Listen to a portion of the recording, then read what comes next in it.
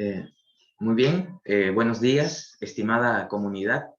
Sean bienvenidos a la sesión 150 del año 33 del Seminario de Investigación del Área de Educación Superior del Departamento de Matemática Educativa del CINVESTAF IPN, el Seminario de los Jueves.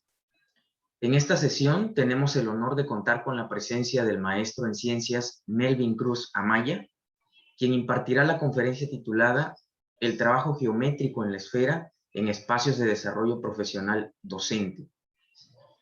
Melvin Cruz Amaya es profesor de matemáticas por la Universidad Pedagógica Nacional Francisco Morazán, Honduras, y maestro en ciencias en la especialidad de matemática educativa por el Centro de Investigación y de Estudios Avanzados del Instituto Politécnico Nacional CINVESTAF IPN, México.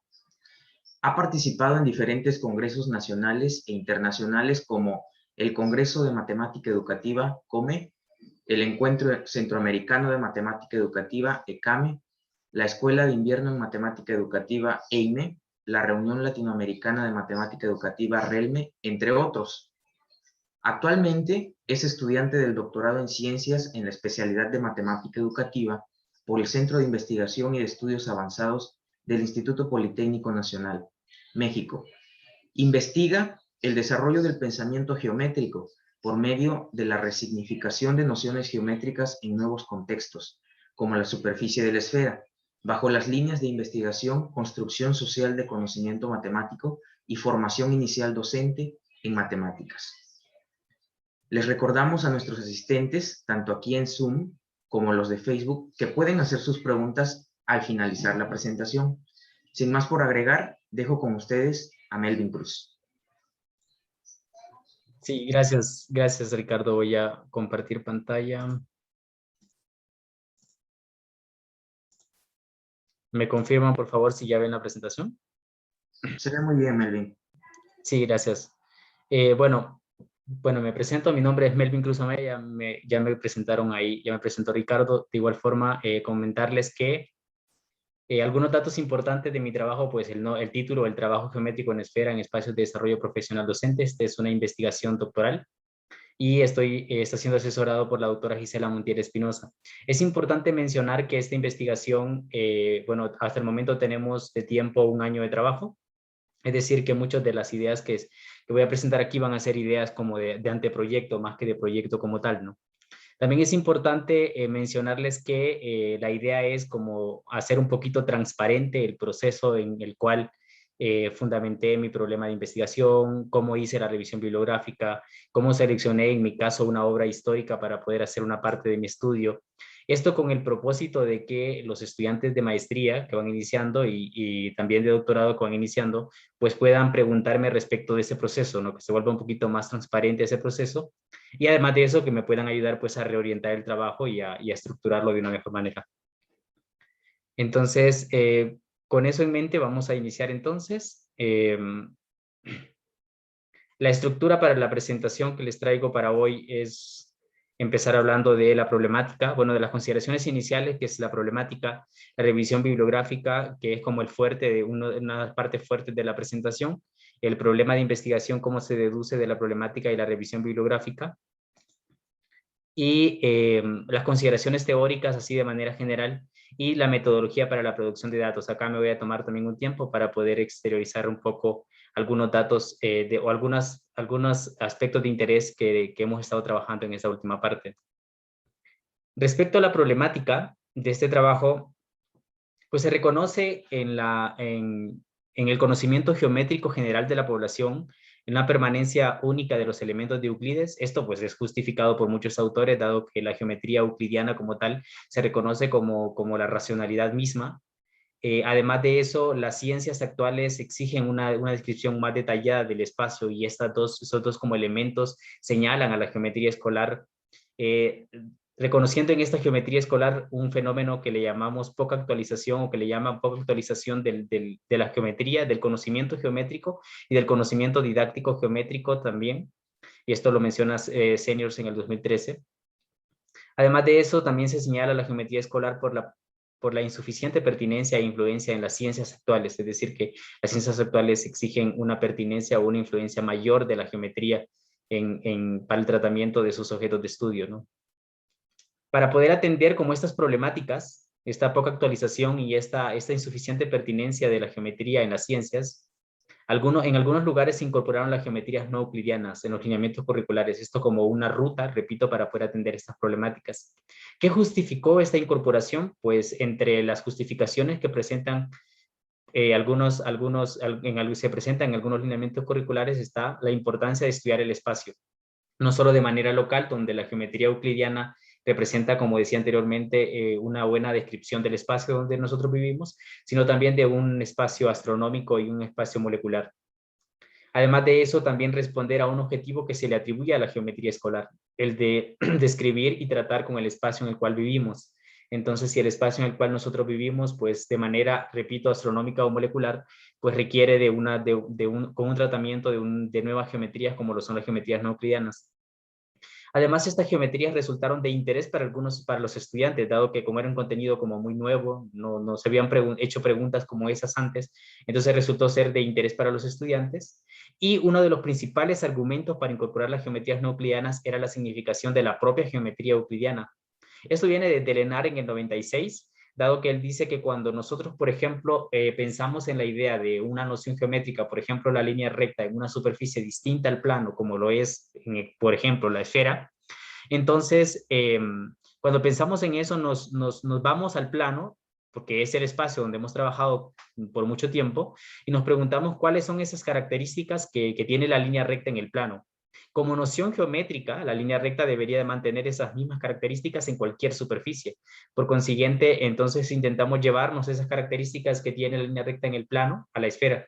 Y eso hace que empecemos a cuestionar algo que no hacíamos antes, estas nociones geométricas en el plano, como por ejemplo, nos preguntamos ahora por qué la línea recta es recta, qué la hace ser recta en el plano. Entonces, para intentar llevarnos esas características que le son propias a la noción geométrica y no necesariamente a la noción geométrica en el plano, ¿no? Sino que son propias a la noción geométrica y que puedo llevármelas a cualquier superficie. De esa forma, entonces, según estos autores, le atribuimos significado a la propia geometría euclidiana y a la matemática de manera general. Y por consiguiente, pues estos son como algunos argumentos que justificaban en su momento la incorporación de las geometrías no euclidianas. Sin embargo, algunos países que incorporaron las geometrías no euclidianas, resulta que esta incorporación trajo consigo nuevos fenómenos de interés, por ejemplo, la ampliación de la incorporación. Eso se refiere a que la incorporación de las geometrías no euclidianas inicialmente se dio en los bachilleratos y que, bueno, claramente los que atendían estos contenidos eran los profesores y los profesores no tenían este conocimiento, ¿no? Entonces presentaban otros fenómenos, por ejemplo, que no enseñaban geometrías no euclidianas. ¿Y por qué no la enseñaban? Pues no la enseñaban porque primero que nada, hacían alusión de que ellos no fueron parte del análisis de la pertinencia de estas geometrías en el bachillerato como tal. O sea, se vio como una ampliación de contenidos para sus lineamientos curriculares, lo vieron de esa forma. Además de eso, no contaban con el conocimiento ni disciplinar ni didáctico para poder atender estas geometrías. No tenían recursos metodológicos. Ni tampoco, según ellos, el tiempo, ¿no? Que es uno de los principales recursos que los profesores siempre cuestionan. No tenemos poco tiempo para atender estos contenidos, y entonces fue una ampliación de contenido básicamente. Entonces, se vio la necesidad de ampliar la incorporación ahora a los lineamientos curriculares de profesores de matemáticas o a otros niveles educativos, tanto menores o superiores al bachillerato, ¿no? Además de eso, también se vio la necesidad de fundamentar tanto epistemológicamente, didáctica y cognitiva esa incorporación. Entonces, lo que hizo la incorporación de las geometrías no euclidianas fue generar un boom de nuevos fenómenos de interés para las investigaciones. Estos nuevos fenómenos reorientaron las investigaciones que se habían trabajado también en su momento. Es decir, que las investigaciones se reorientaron a analizar, por ejemplo, este conocimiento de las geometrías no euclidianas en diferentes niveles, dado que se estaba haciendo una ampliación de la incorporación. Y además de eso, también las investigaciones orientadas a analizar o estudiar la naturaleza de este conocimiento, porque como que necesitábamos saber un poquito más de este conocimiento para poder pensar en esta incorporación como tal, ¿no? Esta reorientación de investigaciones fueron las que favorecieron la investigación de partida, que fue la investigación que desarrollamos en maestría en el 2019, y la nueva propuesta de investigación. Entonces voy a hablarles un poquito de la investigación de partida, que fue la investigación que realizamos en el 2009, ¿no? Esta investigación tenía como título linealidad y angularidad en la esfera en un nuevo escenario de trabajo geométrico, ¿no? Porque trabajamos la línea, en linealidad nos referíamos al uso de la línea y angularidad al uso del ángulo en la superficie de la esfera. Entonces trabajamos geometría esférica, que es un caso particular de la geometría elíptica, una de las geometrías no euclidianas. ¿Qué estudiamos en esta investigación? Pues nuestro centro, nuestro objeto de estudio estaba centrado en la significación progresiva de la línea y del ángulo en esfera en estudiantes de bachillerato a través de un laboratorio de matemáticas que fue que desarrollamos para poder tomar los datos. En esta investigación nos preguntamos qué significados de la línea y del ángulo se construyen a partir de su uso en la esfera, tratando estas dos primeras nociones. Sin embargo, el laboratorio de matemáticas contempló, además de la línea y del ángulo, contempló también la lúnula, que la lúnula es conocida por el polígono de menor cantidad de lados en la esfera, que básicamente como un gajo de mandarina, tiene solo dos lados. Ese es el polígono de menor cantidad de lados en la esfera, polígono que no tenemos en el plano, que en el plano es el triángulo. Entonces vimos también la lúnula y vimos también el triángulo esférico. Sin embargo, estos dos polígonos esféricos se estudiaron únicamente con el propósito de analizar en el trabajo con ellos el concepto de segmento de línea recta en este caso y el del ángulo, ¿no? Que eran nuestro interés. ¿A qué resultado llegamos con esta investigación? Pues tenemos como resultados una evolución de prácticas en términos de acciones y actividades que nos permitieron caracterizar la línea y el ángulo en la superficie de la esfera. Caracterizamos usos tanto de la línea y del ángulo en esfera.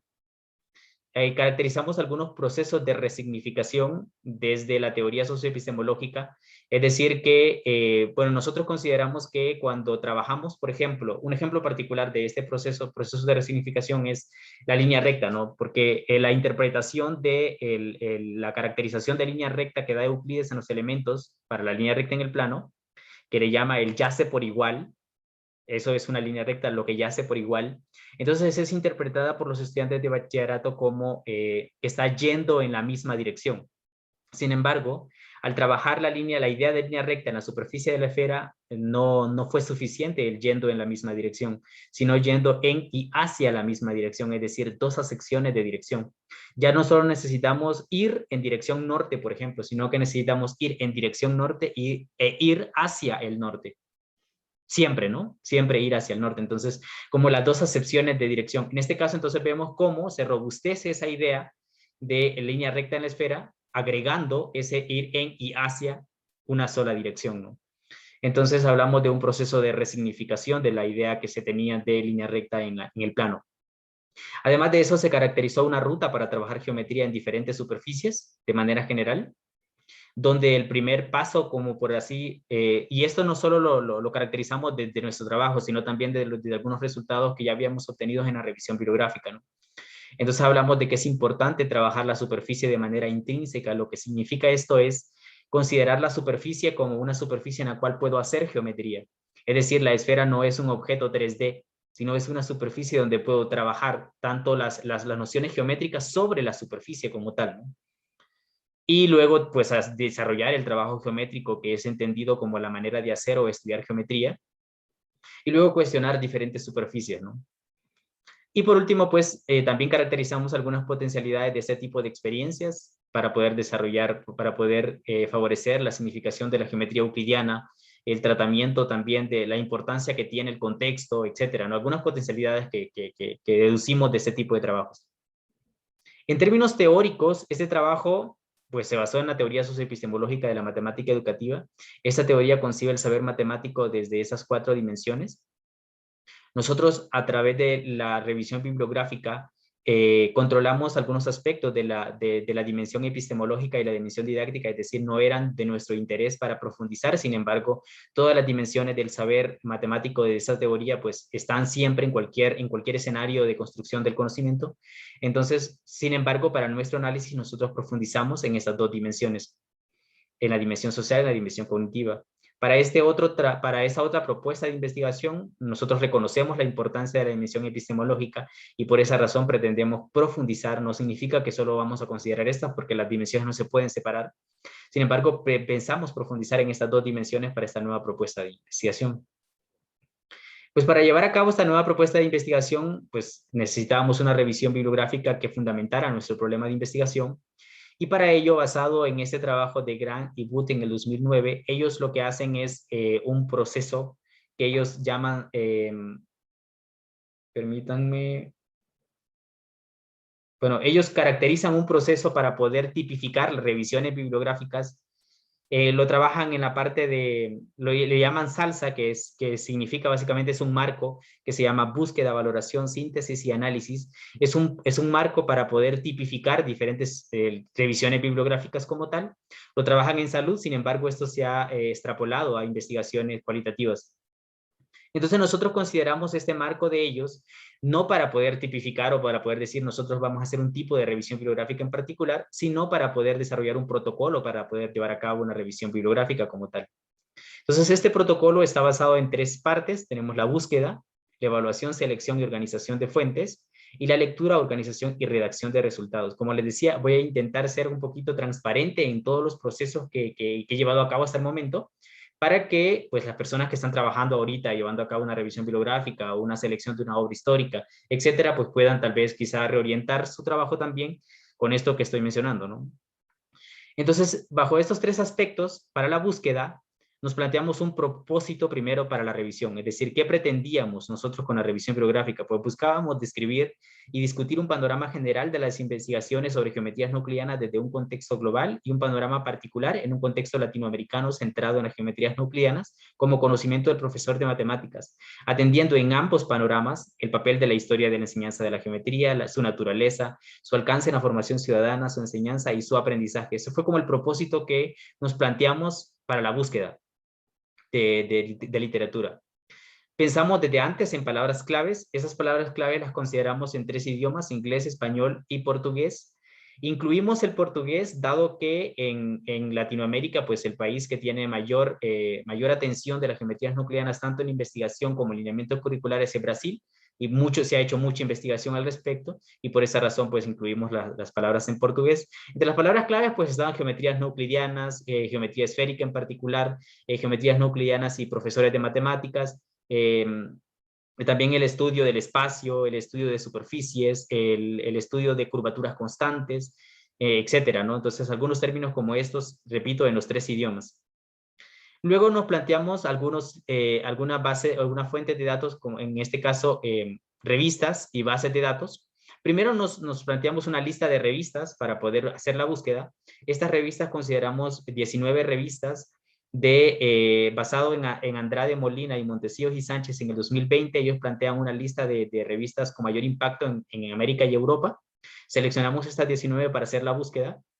Agregamos 4 revistas que no pertenecían a estas que son como las de mayor impacto a nivel de América y Europa.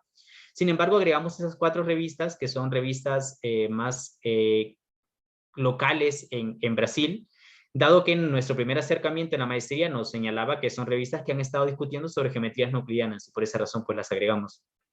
Nos dimos cuenta que muchas revistas pues están como asociadas a bases de datos en particular, y por eso luego hicimos un cambio a algunas bases de datos para poder trabajar. De hecho, establecimos 9 bases de datos para poder hacer la búsqueda con bases de datos, que lo que hizo fue ampliar la cantidad de revistas. Sin embargo, pues mantenía las revistas de nuestro interés.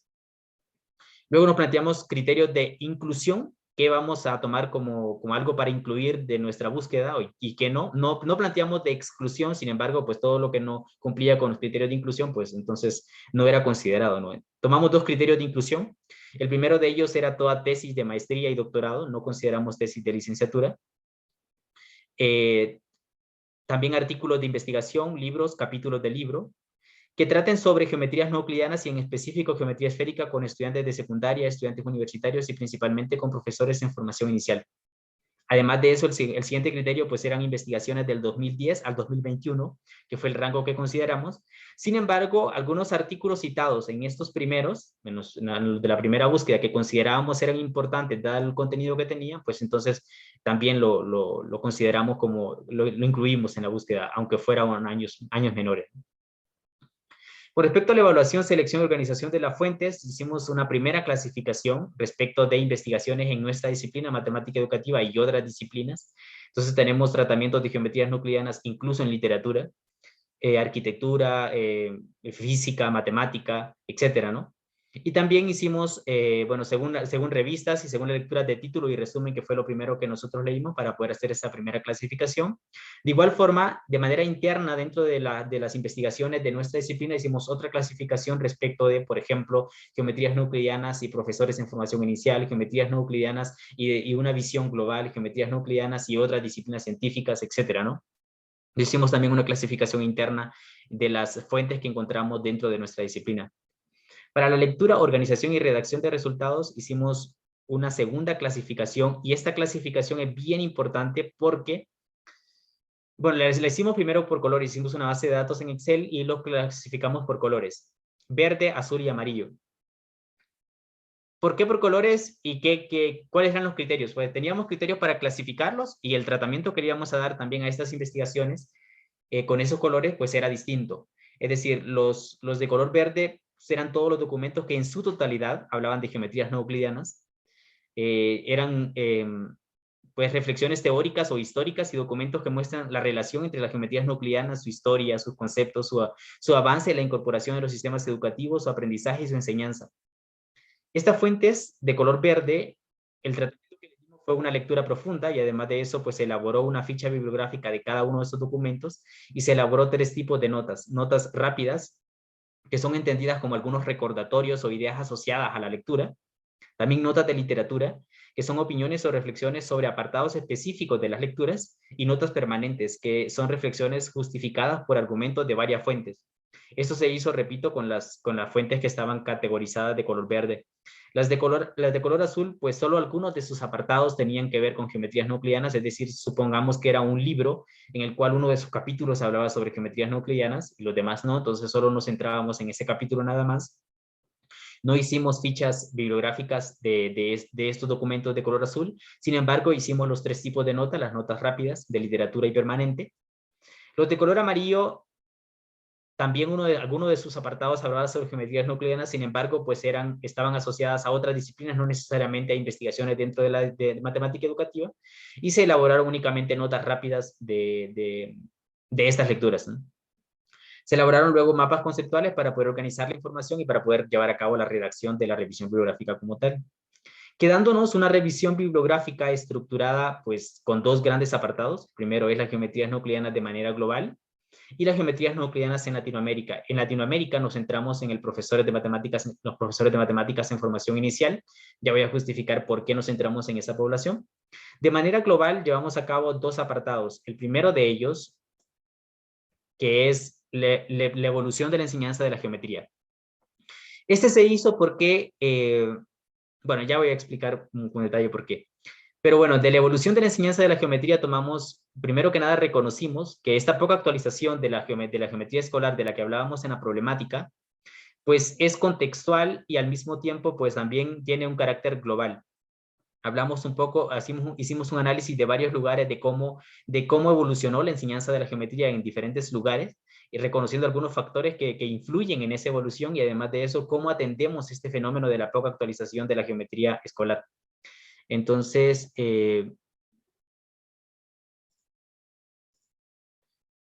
para esto vamos a, permítanme.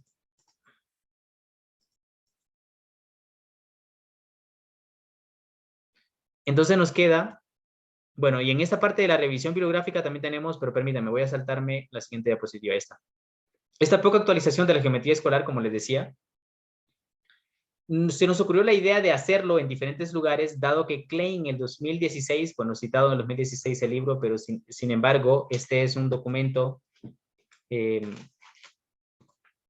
hecho Klein en 1926 se dio cuenta de este fenómeno de la poca actualización de la geometría escolar. Klein había trabajado la caracterización de diferentes geometrías, en este caso la geometría, había trabajado en las diferentes geometrías en el programa de Erlangen. Entonces se dio cuenta de esta poca actualización de la geometría escolar.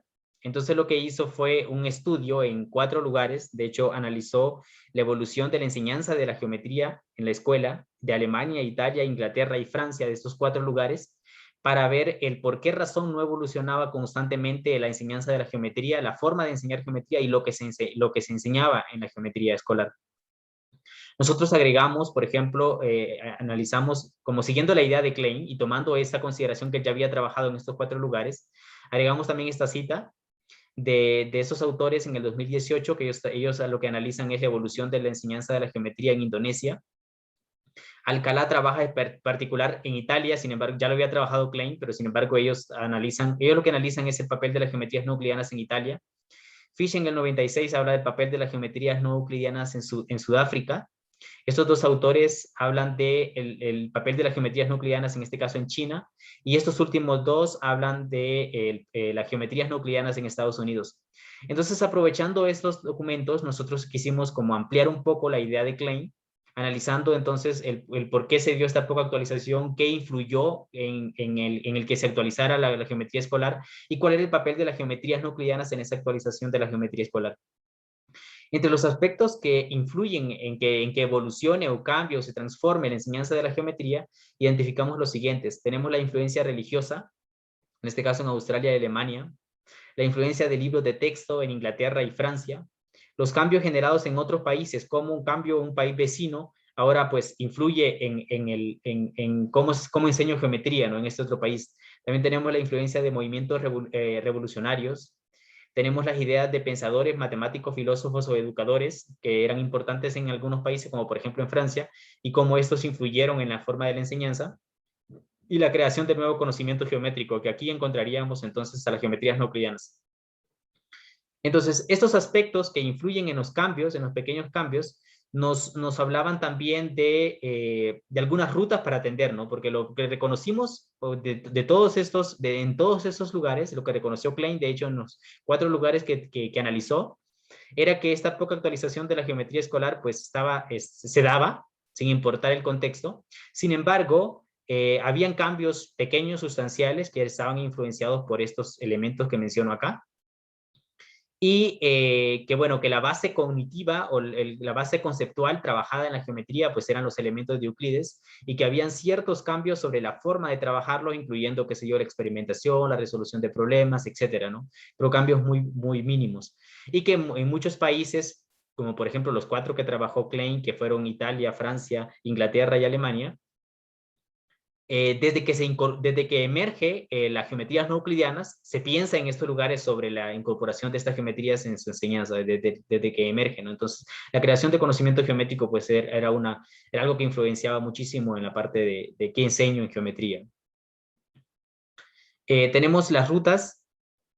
Ahora, para atender este fenómeno de la poca actualización, entonces presentan algunas rutas estos mismos autores. El primero es agregar o incorporar la matemática construida por los matemáticos que pertenecen a la cultura del que él estudia. Es decir, por ejemplo, en Indonesia se consideró que para actualizar la geometría que se enseñaba, se debía incorporar la geometría creada por los musulmanes matemáticos en ese momento. Además de eso, incorporar la enseñanza de la historia de la geometría. Y al incorporar la enseñanza de la historia de la geometría, de hecho en Indonesia se separa en tres como grandes rasgos o categorías de parte de la historia, como 3 grandes grupos, y en el último pues se incorporaban las geometrías no euclidianas, se consideraba la incorporación de las geometrías no euclidianas. Y el estudio de la geometría desde la intuición y la experimentación, y el estudio de las geometrías no euclidianas. Es decir que incorporar las geometrías no euclidianas para atender este fenómeno de la poca actualización de la geometría escolar era una de las rutas que proponían estos investigadores. Permítanme, voy a regresar acá. Bien, además de esta evolución de la enseñanza de la geometría y el papel de las geometrías no euclidianas, también analizamos las geometrías no euclidianas desde la investigación global. ¿Qué nos dice de la investigación global? Y acá consideramos 2 grandes apartados, 2 grandes grupos de investigación, es decir, en el ICME 13 se llevó a cabo una revisión bibliográfica respecto de lo que se había trabajado en la enseñanza de la geometría, y uno de esos apartados estaba asociado a las geometrías no euclidianas. Además, el NCTM también trabajó en el 2015, perdón, sobre una revisión también sobre lo que se había trabajado o investigado sobre geometría, y uno de esos apartados también contempla las geometrías no euclidianas. ¿Qué deducimos de estas investigaciones globales? Primero que nada, que en muchos lugares se está estudiando el aprendizaje de estas geometrías en diferentes niveles educativos. Y segundo, que las investigaciones están orientadas a la necesidad de considerar estos aspectos socioculturales en las investigaciones. A nivel latinoamericano, centrados en el profesor de matemáticas en formación inicial, porque algunos países latinoamericanos, como por ejemplo Brasil, como por ejemplo Argentina, Colombia y Costa Rica, han incorporado las geometrías no euclidianas, Brasil de manera obligatoria y los otros países de manera opcional, en la formación de profesores de matemáticas. Es decir, que en la formación inicial de profesores estaban en los elementos curriculares las geometrías no euclidianas. Entonces, esto, claro, trajo consigo un montón de fenómenos asociados tanto al profesor como población, como a la enseñanza de este profesor, sin que esté o no en los lineamientos curriculares de bachillerato o estas geometrías. Entonces, por esa razón nos centramos en esta población, caracterizando primero el alcance y los argumentos en contra de la incorporación, porque algunos investigadores hablan de por qué no incorporarlo en la formación de profesores de matemáticas, las geometrías no euclidianas, y otros hablan de por qué sí incorporarlos, es decir, la justificación y fundamentación de la incorporación. Los argumentos tanto en contra como a favor los hemos denominado históricos educativos, cognitivos, didácticos y contextuales. Entonces vamos a profundizar un poquito en esos argumentos. Es decir, bueno, entre los argumentos en contra históricos educativos, nos referimos a algunos que están asociados a la historia, pero asociados también a la educación, ¿no? Es decir, por ejemplo, este argumento de la poca actualización del conocimiento geométrico y del conocimiento didáctico geométrico se antepone a la incorporación de las geometrías no euclidianas en la formación de profesores, dado que si la misma enseñanza de la geometría euclidiana se actualiza muy poco, entonces eso hace que ralentice entonces la incorporación de nuevas geometrías, como en este caso las geometrías no euclidianas, ¿no? Además de eso, se identifica la enseñanza de la geometría relegada por la aritmética y el álgebra y sujeta a ser enseñada bajo sus enfoques. Es decir, con esto nos referimos a que la geometría es considerada un escenario o un contexto para poder trabajar nociones aritméticas y algebraicas. No tiene como un cuerpo por sí mismo para poder trabajar algunas construcciones geométricas. Entonces eso hace también que ralentice la incorporación de nuevos conocimientos en esta geometría. La creencia sobre las dificultades históricas, es decir, la creencia de que las dificultades que tuvieron los matemáticos al construir estas geometrías en la historia, pues se van a dar también en los profesores al estudiarla, entonces eso hace también que se anteponga a la incorporación de las geometrías no euclidianas. En estos mismos argumentos, pero los argumentos que a favor de la incorporación de las geometrías no euclidianas, tenemos que, bueno, estos autores mencionan que la incorporación de las geometrías no euclidianas va a permitir una reflexión sobre conceptos como, por ejemplo, el espacio, la verdad matemática, el rigor, la consistencia, los sistemas axiomáticos. Además de eso, pues va a generar conocimiento o le va a permitir conocimientos históricos y filosóficos al profesor de matemáticas, que lo consideran valioso para el profesor.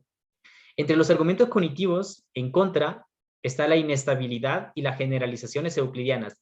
La inestabilidad se refiere a que algunos autores, como por ejemplo Calef en el 2010 menciona que los profesores tienen alguna inestabilidad en los conocimientos euclidianos como tal. Es decir, no están como muy cimentados como para poder ahora incluir otras geometrías, ¿no? Y las generalizaciones euclidianas se refiere a que, por ejemplo, cuando nosotros decimos que la suma de los ángulos internos de un triángulo es igual a 180 grados, eso se considera verdad en cualquier lado. Sin embargo, se considera una generalidad euclidiana y eso es cierto única y exclusivamente en el plano, pues. Entonces, es importante la especificidad de en este caso, en qué superficie estamos trabajando para que eso sea cierto, ¿no? Entonces, cuando eso se considera una generalidad, pues cuesta mucho entonces comprender que existen triángulos en los cuales sus ángulos internos van a sumar más o menos que 180 grados, que va a depender de la superficie en la cual estén dibujados. Además de eso, también tenemos la presentación, representaciones y aspectos lingüísticos sobre las geometrías no euclidianas. Nos referimos a que para la presentación se refiere a que en algunos lugares donde sí se contemplan estas geometrías, se presentan de manera abstracta, sin considerar esta parte intuitiva, que es la principal justificación de por qué tomar en cuenta las geometrías no euclidianas. Es decir, que podríamos tratar de manera intuitiva con ellas de manera quizá inicial, ¿no?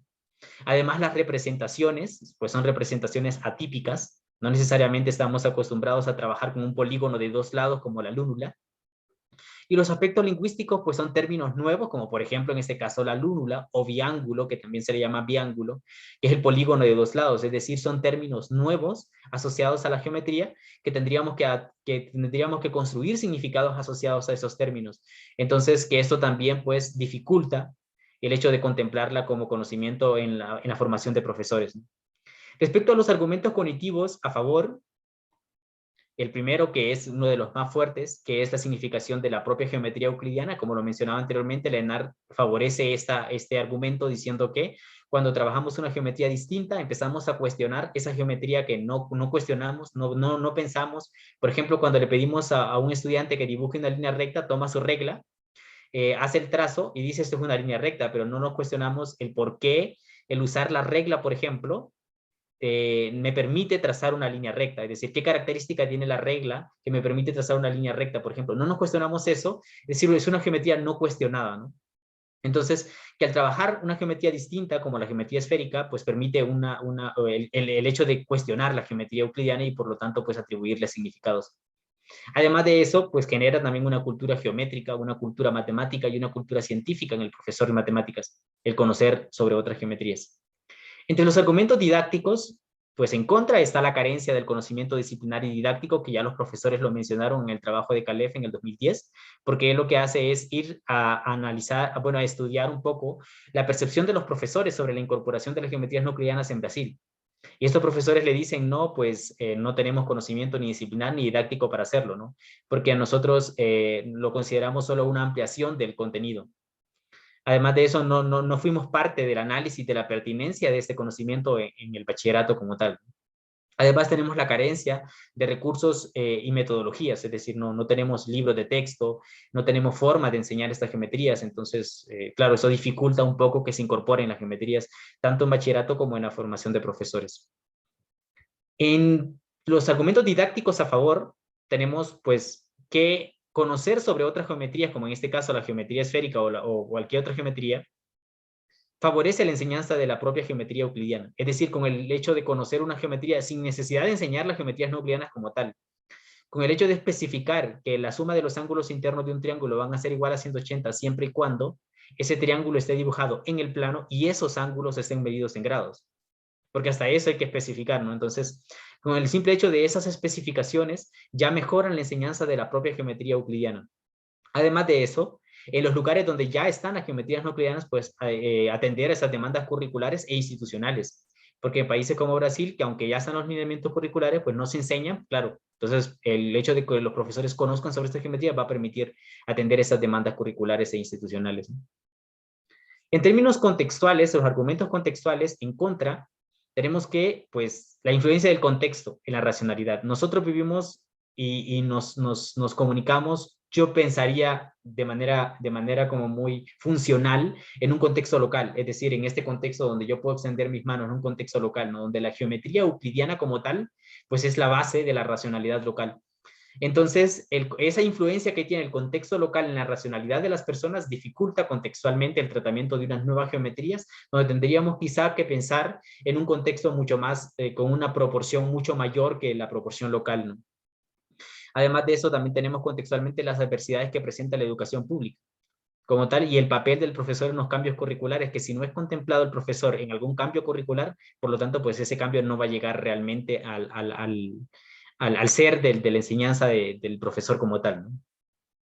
En términos contextuales, en los argumentos a favor tenemos el objetivo atribuido a la geometría, es decir, a la geometría escolar se le atribuye el objetivo de que debe desarrollar un pensamiento en el estudiante que le permita describir, comprender y tratar con el espacio en el cual nosotros vivimos. Sin embargo, el espacio en el cual nosotros vivimos, repito, podríamos verlo desde estos quizá parámetros del contexto local, astronómico y molecular, en el cual pues eso también forma parte de nuestro contexto y para poder tratar con ese contexto pues necesitamos en este caso de geometrías distintas que nos permitan una descripción más detallada del espacio, donde la geometría euclidiana pues resulta un poquito limitada, ¿no?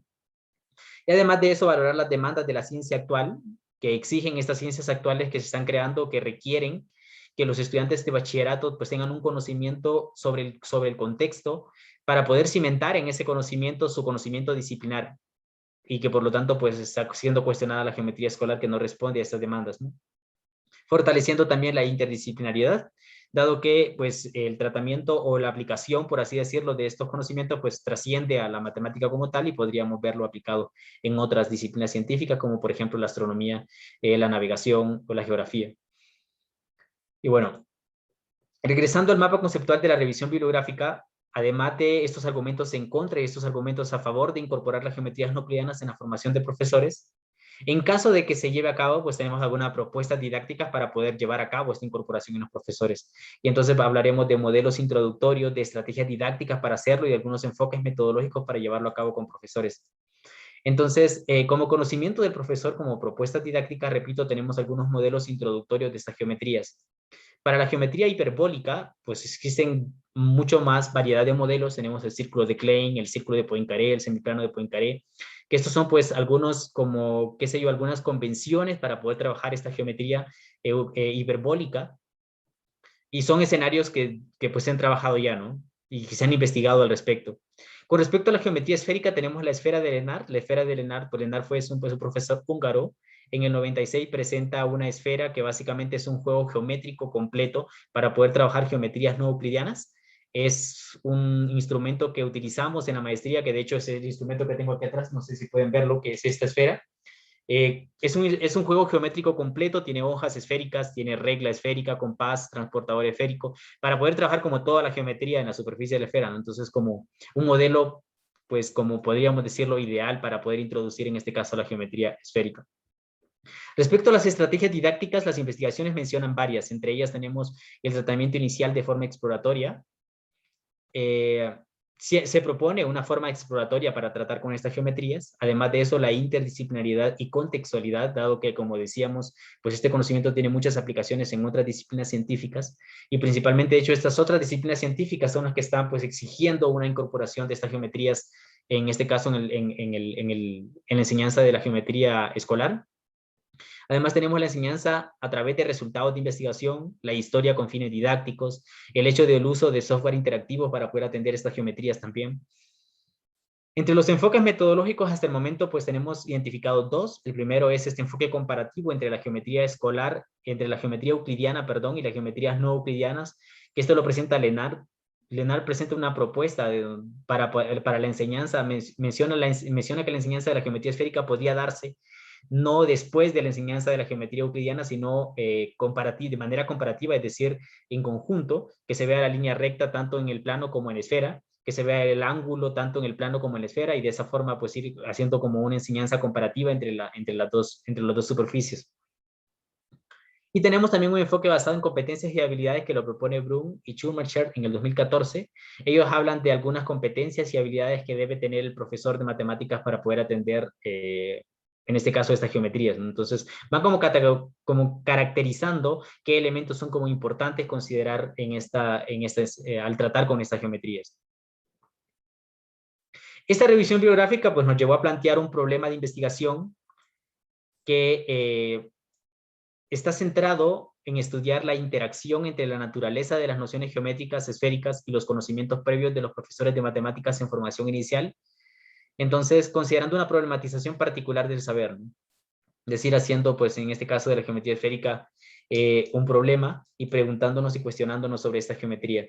Para ello pensamos llevar a cabo una investigación en dos fases. La primera de ellas es un estudio histórico epistemológico y la segunda pues es una fase didáctica experimental con profesores en formación inicial. Nos preguntamos para la primera fase qué caracteriza la actividad matemática en la que emerge históricamente la geometría esférica, qué condiciones culturales y sociales la enmarcan y qué consideraciones epistemológicas se derivan de su análisis. Y para la segunda fase nos preguntamos cómo construye conocimientos el profesor de matemáticas en formación inicial sobre geometría esférica a partir de sus conocimientos euclidianos. Como objetivo general, nos proponemos entender ese proceso de construcción de la geometría en estos dos escenarios, el histórico y el didáctico experimental, y como objetivos específicos, identificar y caracterizar las prácticas que subyacen a la actividad matemática en la que emerge históricamente la geometría esférica, que sirvan de posicionamiento epistemológico inicial para el diseño didáctico. Este es un objetivo para la primera fase. Y para la segunda fase, caracterizar el proceso de construcción del conocimiento relativo a la geometría esférica en el profesor de matemáticas en formación inicial. Ahora, estas preguntas y esos objetivos que emergen de esta problemática y de esta revisión bibliográfica, lo pensamos llevar a cabo a través de un posicionamiento teórico, en este caso a través de un paradigma social, lo hemos denominado construcción social del conocimiento, dado que está centrado en la construcción social del conocimiento matemático y la construcción social del, en este caso, saberes docentes que vamos a considerar en esta segunda fase. Es decir, como les decía, para la primera fase, que es el estudio histórico epistemológico, nos basaremos en la teoría socioepistemológica. Y para la segunda fase, además de la teoría socioepistemológica, también la idea de saberes docentes de mercado en el 2012.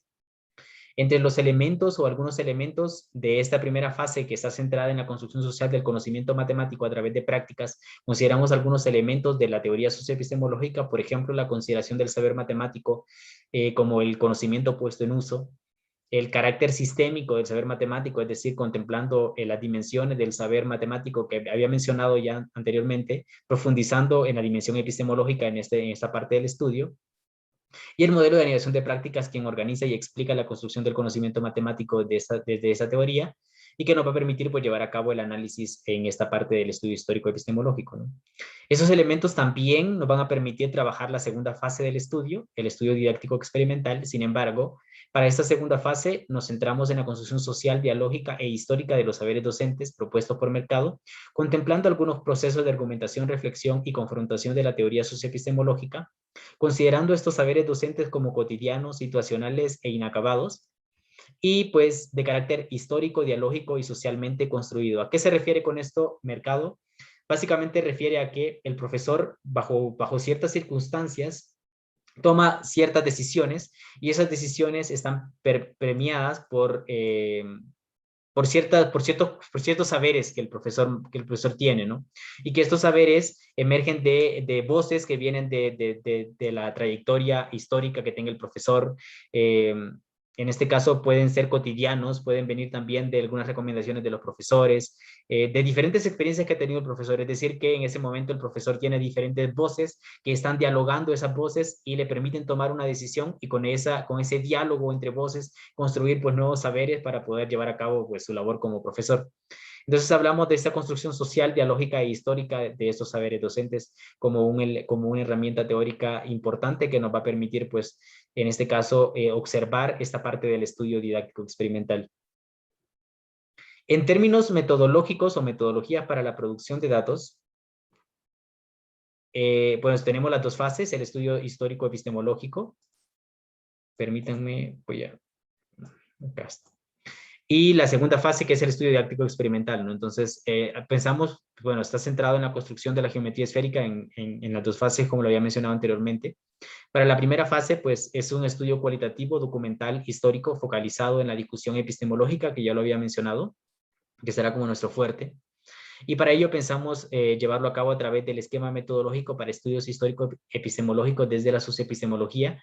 Este es un esquema que se propone fundamentado desde el estudio cualitativo de datos en el trabajo de Cruz Márquez en el 2018, además se robustece con la investigación de López Acosta en el 2019 y Vargas Zambrano en el 2021, que son trabajos pues, de mi grupo de investigación. Ese esquema tiene como las siguientes etapas o partes. En la primera es determinar el objeto de análisis, en este caso pues llevar a determinar qué obra histórica vamos a analizar, recolectar y seleccionar las fuentes de datos que nos van a permitir llevar a cabo el estudio. Se hace un preanálisis de los datos en términos contextuales y textuales de la obra y un análisis de los datos contextual y textual, la interpretación e inferencia para llegar al final a una conclusión donde se construye pues, una hipótesis epistemológica que permite fundamentar algunas intervenciones didácticas y para poder pues, comprender este proceso de construcción y en la historia o en el pasado en este caso de esta geometría, ¿no? Para la segunda fase, pues es un estudio cualitativo, didáctico, experimental. Para ello pretendemos llevar a cabo un experimento para la producción de datos, llevar a cabo un experimento de desarrollo del profesor. Los experimentos de desarrollo del profesor son experimentos de enseñanza, que son tipos de investigaciones basadas en el diseño. Está fundamentado esta idea de los experimentos de desarrollo del profesor en Simon en el 2000, Stephen y Thompson en el 2000 y Valverde en el 2012. Se estructura un método para llevar a cabo el experimento de enseñanza. En este momento no tenemos un método como tal descrito. Sin embargo, Y no lo tenemos porque necesitamos primero pues terminar esta primera fase para poder tener el producto de esta primera fase y ver cómo este producto va a permitir la intervención en la segunda fase.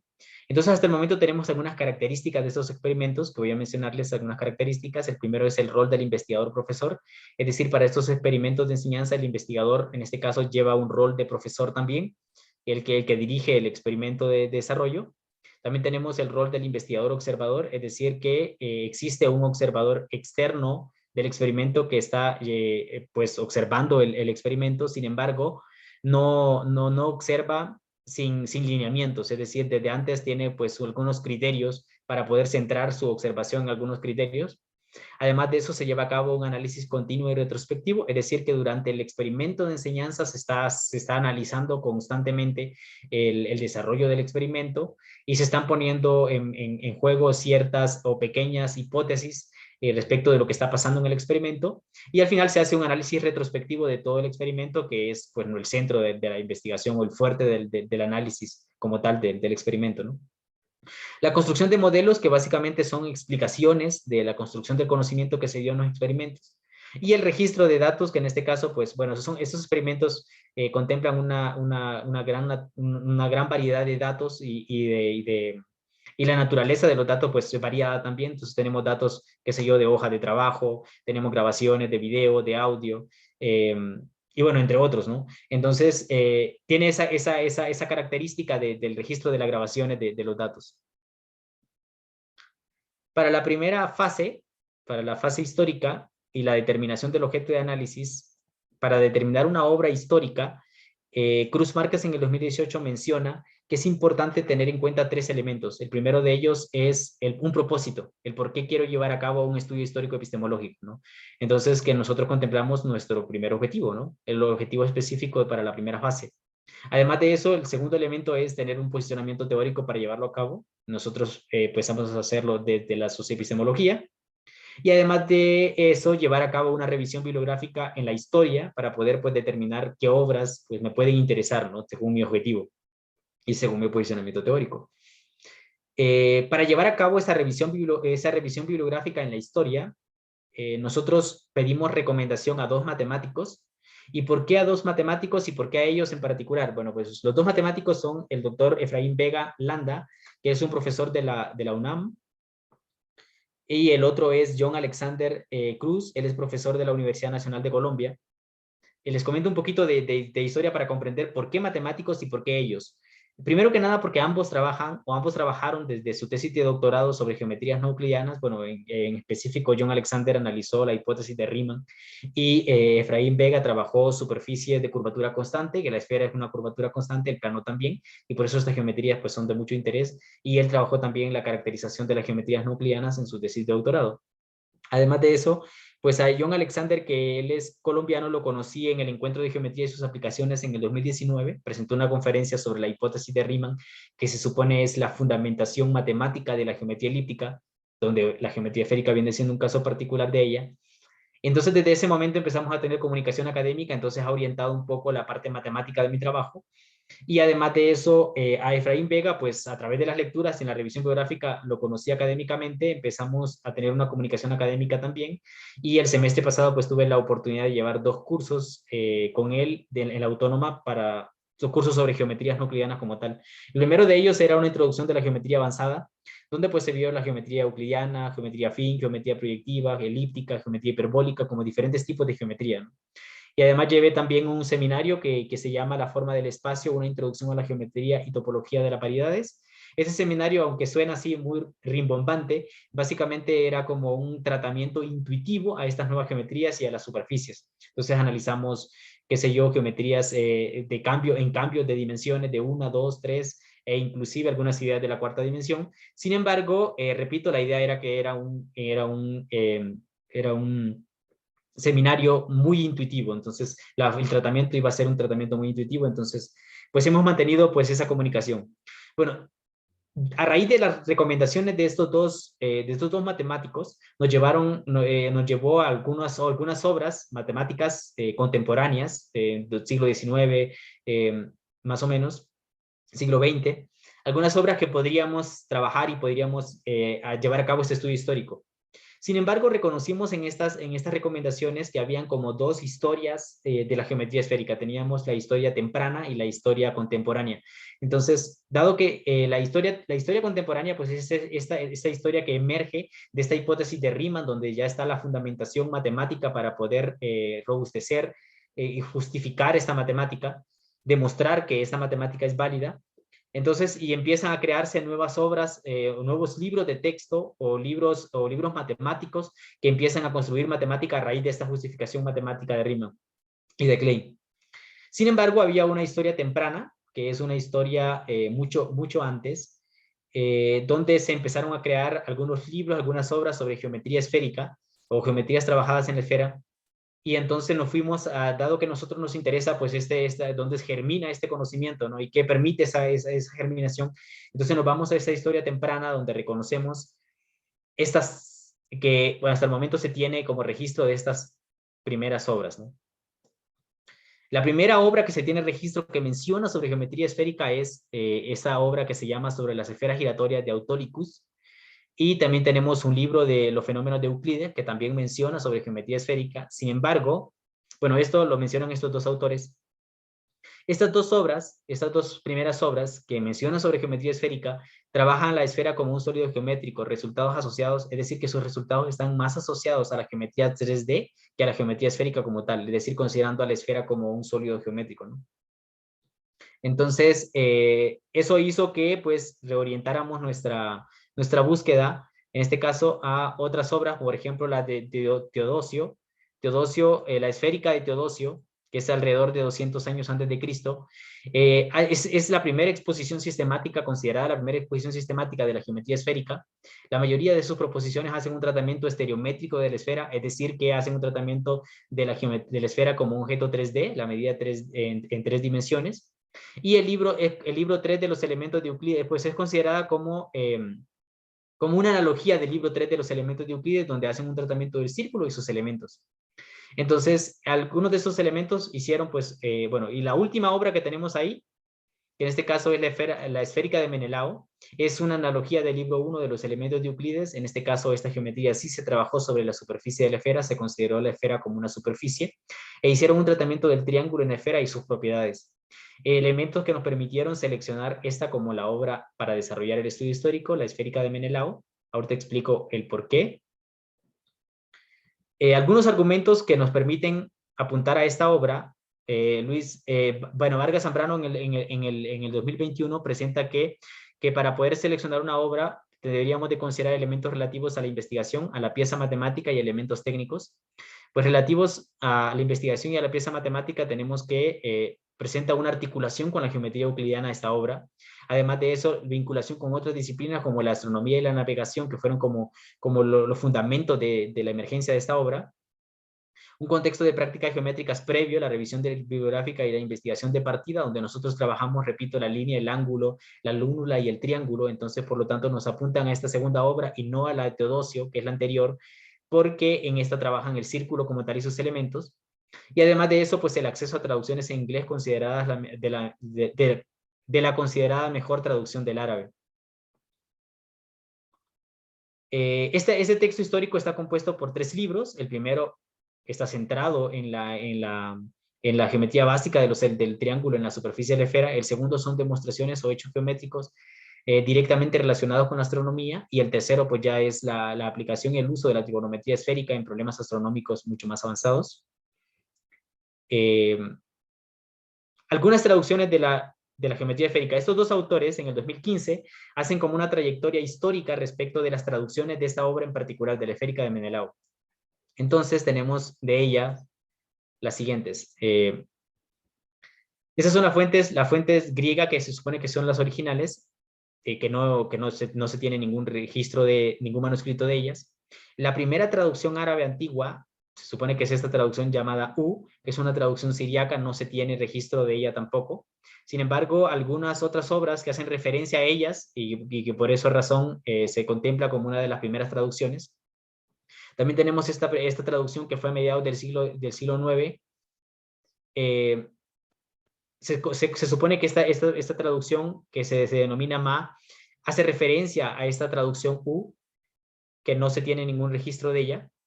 Surgió también esta otra, la BH, que es una traducción por este autor árabe, a mitad del siglo IX también. Se supone que esta deviene directamente de una fuente griega en este caso.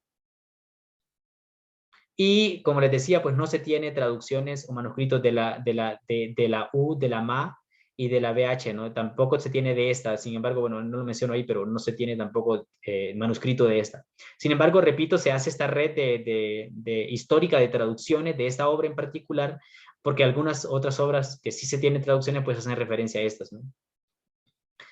Esta es la traducción de latín, la de Gerardo Cremona, y esta hace referencia, bueno, estas dos hacen referencias a esta que es una traducción que se supone que tiene elementos de esta y de esta que no se tiene manuscrito. Sin embargo, esta referencia hace referencia a esta nueva y a estas otras dos, ¿no? Y lo único que se tiene de registro de esta es que pues se pudo haber realizado en el occidente del ámbito islámico. Esta traducción H, que es la de Al-Jarabi, a mediados del siglo X, es la traducción más antigua de la que sí se tiene manuscrito.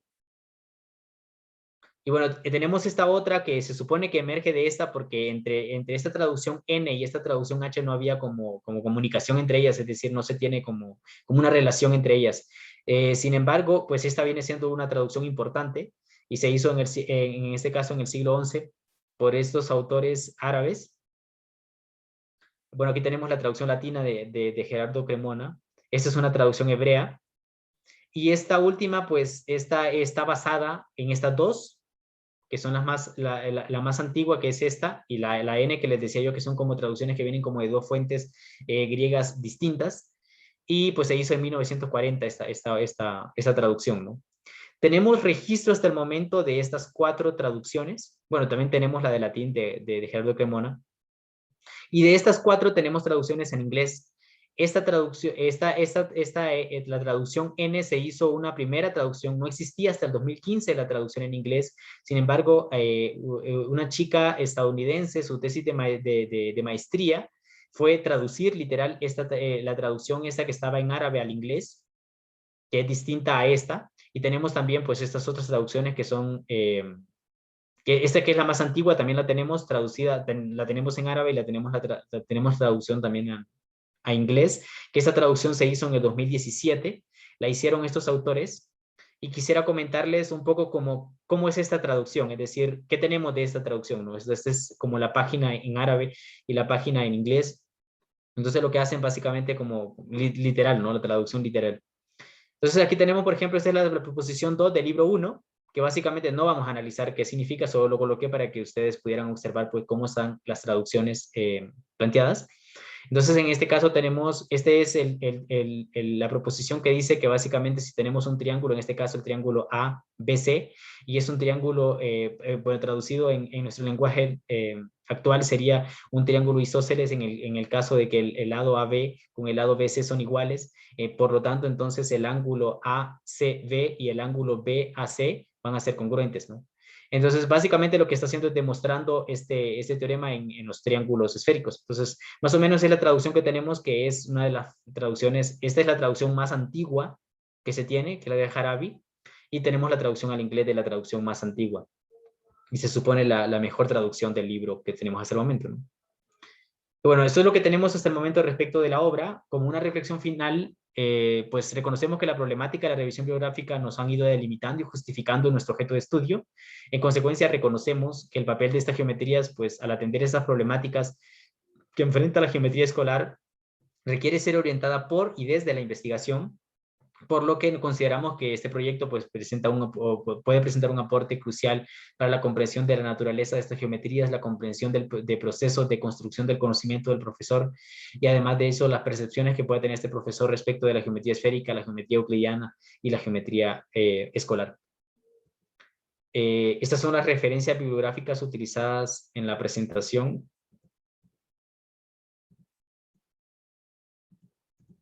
Y pues quedo atento a sus comentarios y preguntas. Muy bien. Pues agradecemos a Melvin de nueva cuenta por su valiosa presentación. Entonces, Ahora vamos a comenzar con la fase de preguntas y comentarios de nuestros asistentes y del público que nos acompañó desde la transmisión en Facebook. Entonces, pido amablemente a los asistentes de esta videoconferencia, si tienen un comentario o alguna pregunta para Melvin, pudieran levantar su mano o para participar directamente, o en el chat también pueden escribir sus comentarios o preguntas.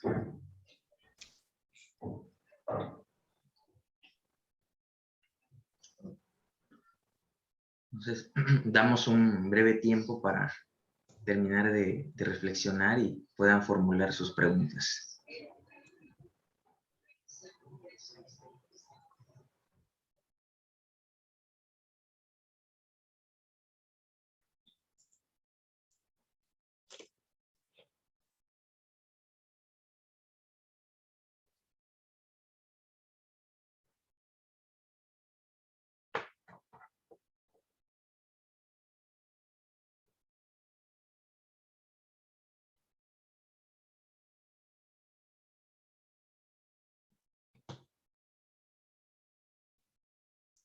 Sí, Diana, adelante, por favor. Muchas gracias, Ricardo, y muchas gracias a Melvin por su exposición. A mí me queda una duda, Melvin, a propósito de este protocolo para la revisión que nos presentabas en la diapositiva número 6. No sé si la quieres poner, por favor.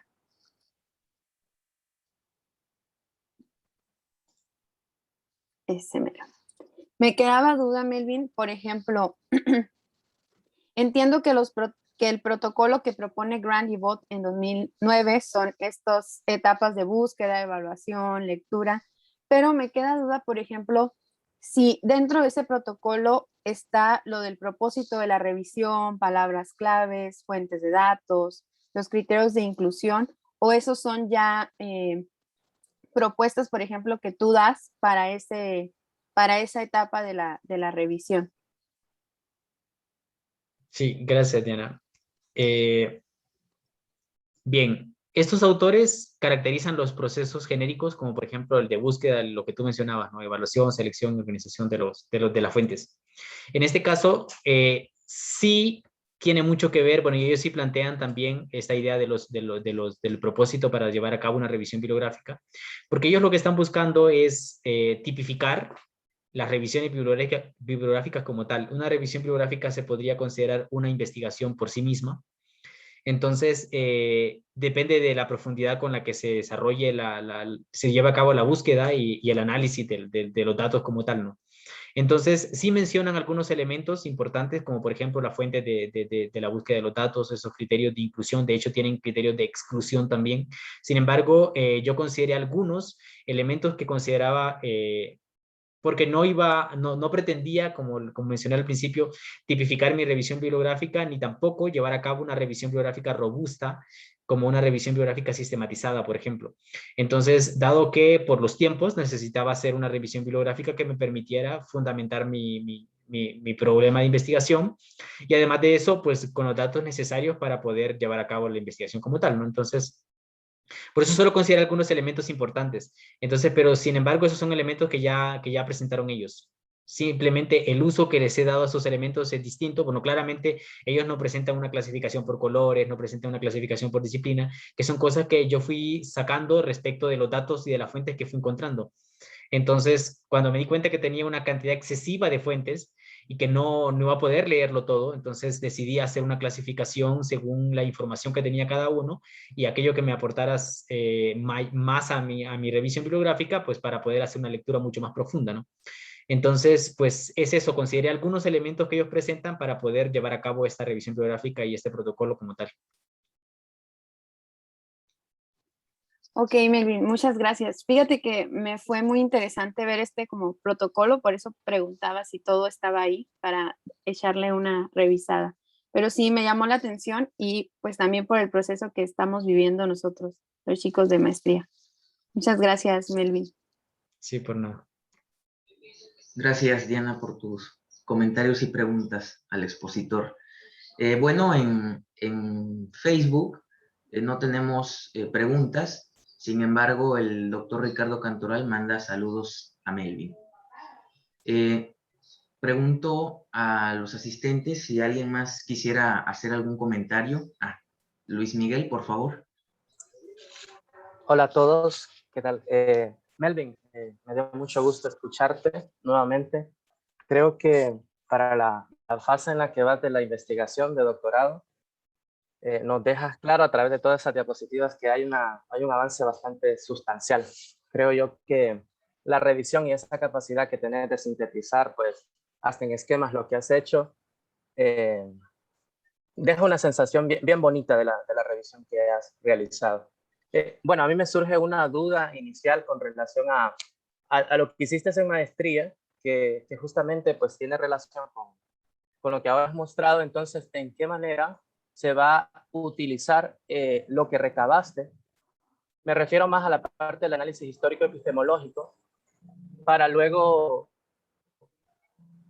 ¿cuál sería entonces lo nuevo en el sentido ya en el trabajo doctoral, en la primera de las fases que mostrás con relación a desde la teoría socioepistemológica, no del de mercado, creo que se llamaba el otro autor? No sé si me podías comentar al respecto. Sí, claro, muchas gracias, Luis. Pues mira, ¿de qué manera se va a usar? Bueno, lo que nosotros trabajamos en maestría, reconocimos que los elementos epistemológicos se controlaron bajo algunos aspectos de la revisión bibliográfica. Sin embargo, en estudios desde esta teoría, y bueno, para nosotros nos resulta importantísimo hablar un poco de la naturaleza y de las características de este conocimiento como tal. Entonces, un estudio que profundice en esta dimensión epistemológica nos resulta muy valioso para un estudio socioepistemológico en este caso, ¿no?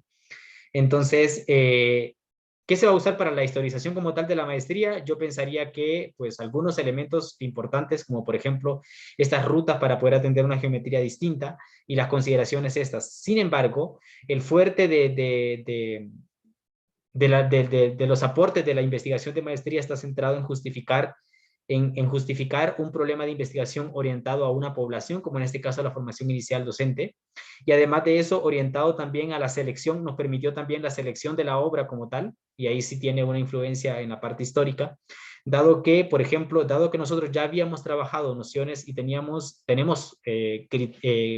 evoluciones de prácticas con estudiantes de bachillerato respecto de estas nociones primeras de geometría en la superficie de la esfera, como lo son en la línea ángulo, en la lúnula y el triángulo.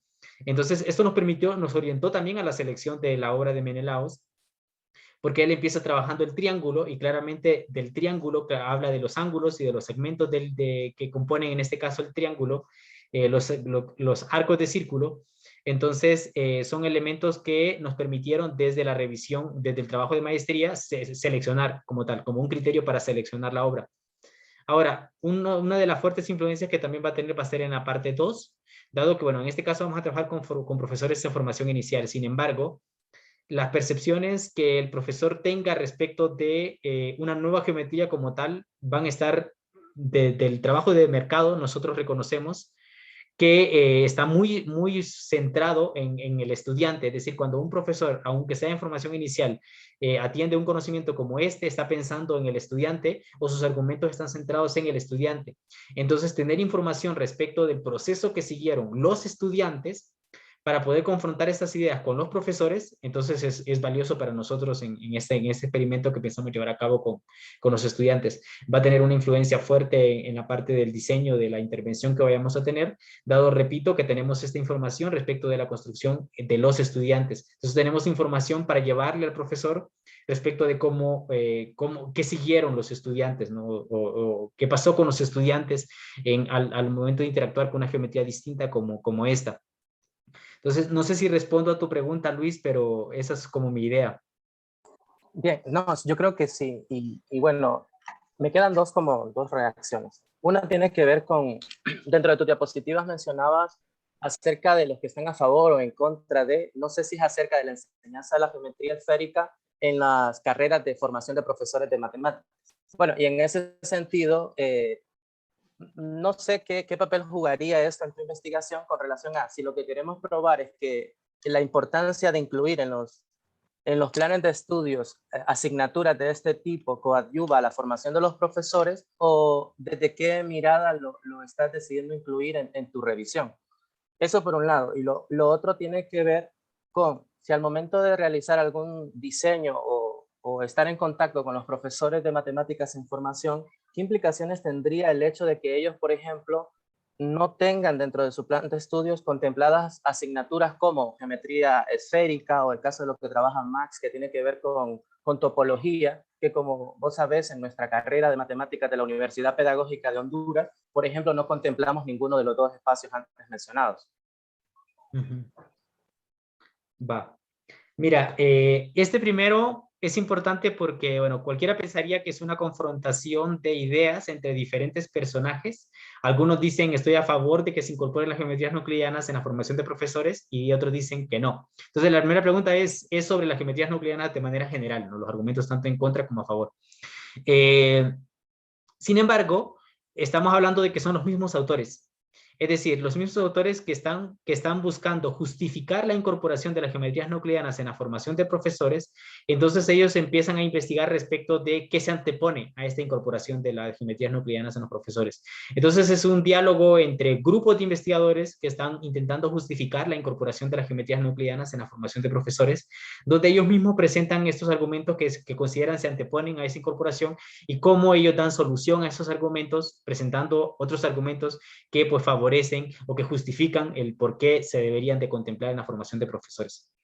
Eso es respecto de esto. Ahora, ¿cómo eso justifica o de qué me va a servir esta información? Bueno, primero, que es el diálogo fuerte respecto de las geometrías nucleanas relacionadas con profesores. Y segundo, bueno, porque justifica y contextualiza, en este caso, la población que es de mi interés, ¿no? Dado que es la discusión fuerte que se está dando a nivel de Latinoamérica, las geometrías nucleanas en los profesores como tal. Respecto de qué implicaciones tiene que se reflexione sobre una geometría distinta cuando estas geometrías no están en los lineamientos curriculares, las investigaciones que cuestionan o que dan a conocer estos fenómenos que emergieron después de la incorporación de las geometrías nucleanas en el nivel de bachillerato, por ejemplo, en Brasil, hablan de la importancia que tienen las investigaciones antes de una incorporación como esta, contemplando el papel del profesor de matemáticas, respecto de qué piensa el profesor de matemáticas sobre estas geometrías y sobre la naturaleza de estas geometrías, cómo interacciona con estas geometrías, porque él es uno de los principales, es decir, es el responsable al final de llevar a cabo la enseñanza como tal de estas geometrías en bachillerato, ¿no? Entonces, ¿qué implicaciones podría tener? ¿Y por qué la formación de profesores? Porque si me preguntas, por ejemplo, en qué población o dónde pienso hacer como este experimento, pues podría ser un caso en Honduras, donde no están las geometrías nucleares en los lineamientos curriculares. Sin embargo, las reflexiones que puede generar el profesor respecto cuando no se encuentran, primero que nada, es de un conocimiento totalmente nuevo que quizá no haya tenido una interacción antes. Entonces, y segundo, no necesariamente son las consideraciones respecto de si puedo o no llevar a cabo una enseñanza de este conocimiento. Y segundo, respecto de cómo modifica esto que ahora sé, en lo que voy a enseñar, que no es esto, pero cómo lo modifica o cómo influye. Es decir, cómo enseño ahora geometría euclidiana sabiendo la existencia de otras geometrías. ¿Qué cambia respecto de mi enseñanza de la geometría euclidiana conociendo unas nuevas geometrías? Entonces, esto tiene que ver mucho con este conocimiento del horizonte del que habla este modelo MKTS sobre el conocimiento del profesor, respecto de que es importante el conocimiento más allá del conocimiento que enseño. Y algunos ejemplos de ellos son, en particular, cuando el profesor de primaria enseña, cuando un niño, supongamos, le pregunta al profesor de primaria a qué es igual, en este caso, 2 menos 5, ¿no? Entonces, y el profesor de primaria pues no han visto números negativos, entonces, pero él sabe que existen porque tiene un conocimiento mucho mayor que el que enseña. Entonces, la idea es ahí no generar un obstáculo y decir, pues en este momento, con el tipo de números que conocemos hasta el momento, pues es algo que no podemos operar. Sin embargo, está la opción de hacerlo más adelante cuando se trabajen los números negativos, ¿no?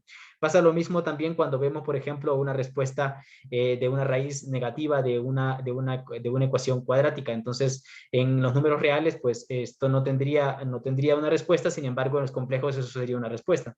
Entonces, este conocimiento horizontal que va más allá, que tiene una influencia en lo que el profesor enseña, sin enseñar el conocimiento como tal. Es decir, ¿qué cambia entonces el conocer una geometría distinta? Pues lo primero que yo esperaría o visualizo que puede cambiar es el hecho de decir, especificar, ¿no?, que la suma de los ángulos internos de un triángulo va a ser igual a 180 siempre y cuando el triángulo esté en el plano y siempre y cuando se mida en ángulos. Entonces ya esas especificaciones son un cambio respecto de lo que voy a enseñar sin necesidad de enseñar una geometría distinta. Entonces, además de eso, la percepción que va a tener el profesor, dado que es la fuente como principal de cualquier cambio curricular, si se quiere llevar un cambio curricular y llevarlo hasta el aula de matemáticas, entonces el profesor es el elemento base para poder hacerlo, y la percepción que él tenga respecto de estos cambios pues van a ser importantes. Entonces, es una población fundamental para un cambio curricular, en este caso, en caso de que se incorporen las geometrías euclidianas. Y el por qué se incorporan las geometrías euclidianas, pues existen muchos argumentos respecto del conocimiento como tal, de la influencia que tiene este conocimiento, y la principal justificación que presentó Brasil para incorporar las geometrías euclidianas no fue ninguna de estas, porque no se habían hecho esas investigaciones hasta el momento.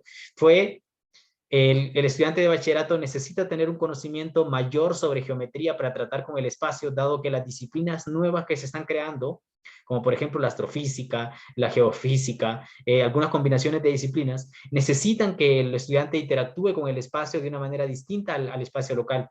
Entonces, bajo ese conocimiento necesario, incorporamos las geometrías euclidianas sin tener como la percepción o el conocimiento respecto de qué va a cambiar, ¿no? Respecto si tenemos metodologías, si solo vamos a agregar contenido en el currículum, si el profesor tiene ese conocimiento, el conocimiento didáctico y disciplinar para poder atender esta geometría, etcétera, ¿no? Entonces, bueno, todos estos elementos y las experiencias de los lugares que incorporaron las geometrías euclidianas nos hacen pensar la importancia que tiene el atender este conocimiento, esté o no en el currículum, con los profesores en formación inicial.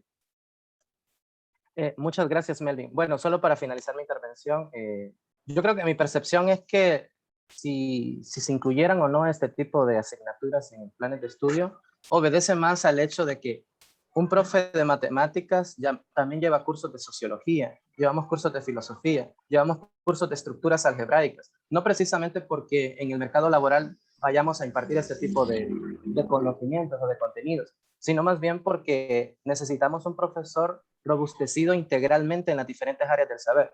Y como en los planes de estudio se contempla la matemática pura, es un elemento pues valioso para formar a los profesores como tal. Ojalá en un rediseño se consideren estos nuevos elementos que estoy seguro esta investigación va a dar.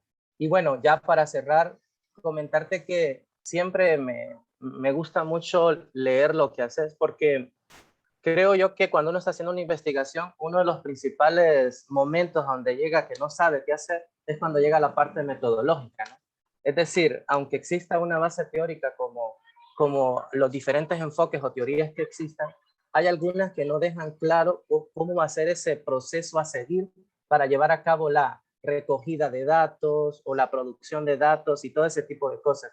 Y ver, por ejemplo, que dentro de tu discurso mencionaste que hasta por etapas lo vas a llevar a cabo, me hace pensar como que ya has imaginado un panorama total, bueno, yo diría casi total, de lo que va a ser la investigación. Y eso pues permite o deja ver que lo que vas a realizar en un futuro inmediato no va a ser improvisado, sino que ya lleva como una intencionalidad. Y creo yo que eso a nivel metodológico es de mucha valía. Muchas gracias, Melvin.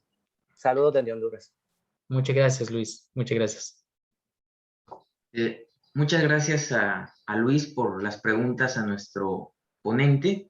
Ahora le doy la palabra a la compañera Grisel, que quiere hacer algunos comentarios. Adelante.